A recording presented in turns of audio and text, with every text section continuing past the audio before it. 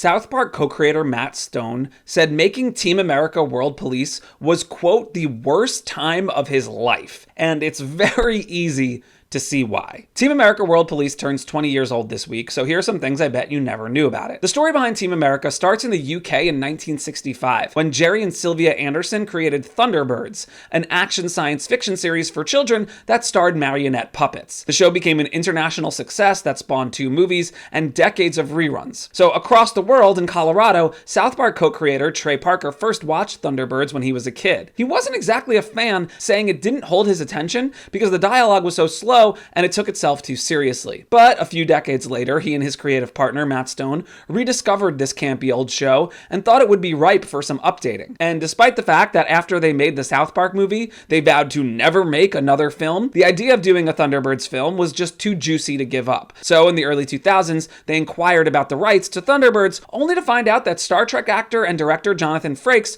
was developing it into a film. They thought, that guy is making a puppet movie, but as it turns out, Frakes was adapting it into live action. So with Thunderbirds off the table, Stone and Parker, alongside their frequent South Park collaborator Pam Brady, started developing their own puppet action movie. Parker and Stone brought the idea to Paramount and its parent company Viacom, who had produced the South Park film, and some of the studio execs were very skeptical. They were confused why it had to be puppets, and concerned that an R-rated puppet movie wouldn't make money at the box office. But Trey Parker reminded them that the same thing was said about South Park, which was a big hit. The guys found 2 champions in producer Scott Rudin, who produced the South Park movie, and Tom Freston, the co-president of Viacom, who wanted Paramount to make more low-budget films for young people. So Paramount puts the movie into development, announcing the project in October 2002. Parker, Stone, and Brady then spent 2 years working on the script. Stone called it an homage to Jerry Anderson, but it was also heavily influenced by self-serious action movies and historical dramas, including Alien, Top Gun, SWAT,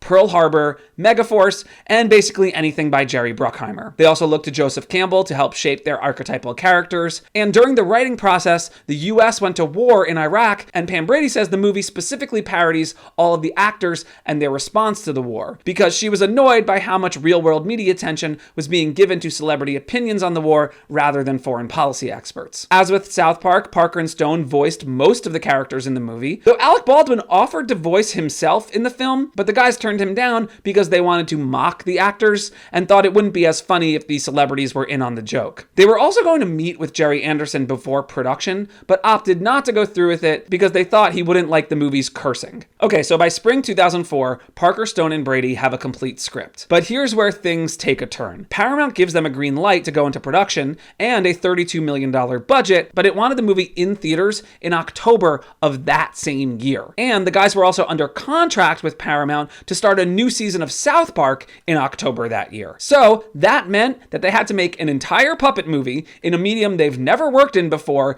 in about 5 months. So production started on May 23rd, 2004. A crew of about 200 people worked on the film. Parker and Stone hired the Chiodo brothers to make the puppets. They had just done the puppets for Elf and Disney's Dinosaur. The brothers created 270 puppet characters total, and their costumers fabricated more than 1,000 puppet costumes. And the level of detail on them was pretty outstanding. For example, a tiny Uzi in the film cost $1,000 to make, and Kim Jong-il's eyeglasses were made from hand-ground prescription lenses. But almost immediately, Parker and Stone realized they fucked up and that their script wouldn't work. You see, they had written a lot of jokes into the movie, but after shooting the very first scene, they realized the jokes wouldn't work. It was a hat on a hat, comically speaking. They concluded that the humor should instead come from the fact that it's marionettes playing it straight. Stone explained, quote, "Puppets doing jokes is not funny, but when you see puppets doing melodrama and spitting up blood, that's funny." And so, this, paired with the limitations of what the puppets could do, meant that Parker and Stone had to rewrite the movie on the fly. And just the process of making the thing was difficult and very labor intensive. In order to get everything finished, they ran 3 units shooting different scenes all at the same time, and occasionally they'd have up to 5 cameras set up to capture a single scene as quickly as possible. Trey Parker said each shot was like a complicated math problem. They had hired 36 marionette operators total, but a single marionette often required required as many as 4 human operators at a time, and the guys refused to use any CGI, so that meant even simple scenes were extremely intricate. A minor shot of a character taking a drink, for example, could take half a day. And all of this took a real toll on Parker and Stone. They later said it was, quote, the hardest thing they'd ever done,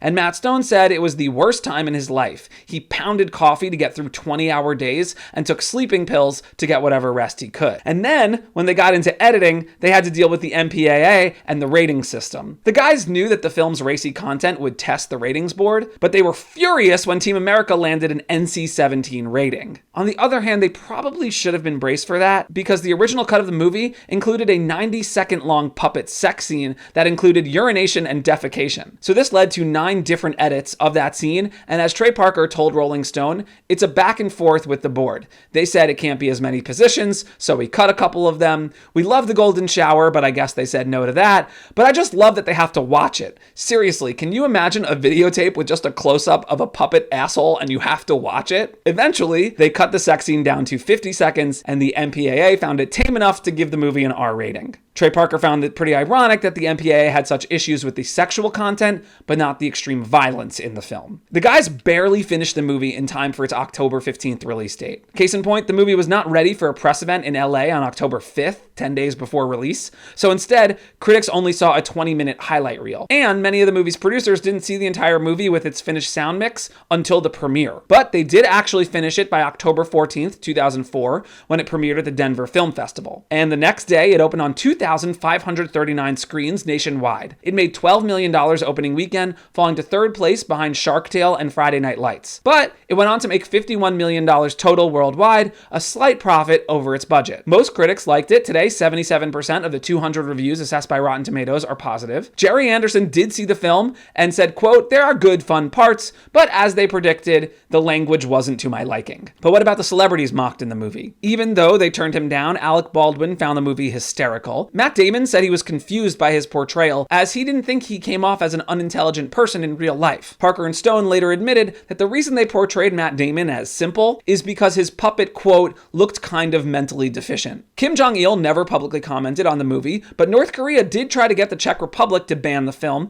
and the Czech were not happy about that, saying their post-communist republic would not be undermined by North Korea. And then there's Sean Penn. Sean Penn hated the movie so much, he wrote a furious open letter to the South Park guys and had it published in the Drudge Report. Penn was staunchly anti-war and called them out for spreading political apathy. In the letter, he took shots at their cross-dressing stunt at the 2000 Oscars, and then signed it, all best and a sincerely fuck you. As a PS, he spoke about how he'd been to Iraq and he dared Parker and Stone to join him on a future trip to the country. Parker and Stone thought this was hilarious because bragging about going to Iraq is the very thing they mocked him for doing in the movie. Some understood that the movie was satirizing both the left and the right, but for others, it was a political Rorschach test. Right-leaning Matt Drudge, who posted that Sean Penn letter, by the way, criticized the movie for mocking the war on terror. Meanwhile, in 2009, National Review, a right-wing outlet, named Team America number 24 on its list of the best conservative movies because of how it mocked left-leaning celebrities. Team America is highly regarded by many film buffs. In 2016, Quentin Tarantino put it on his list of the top 20 movies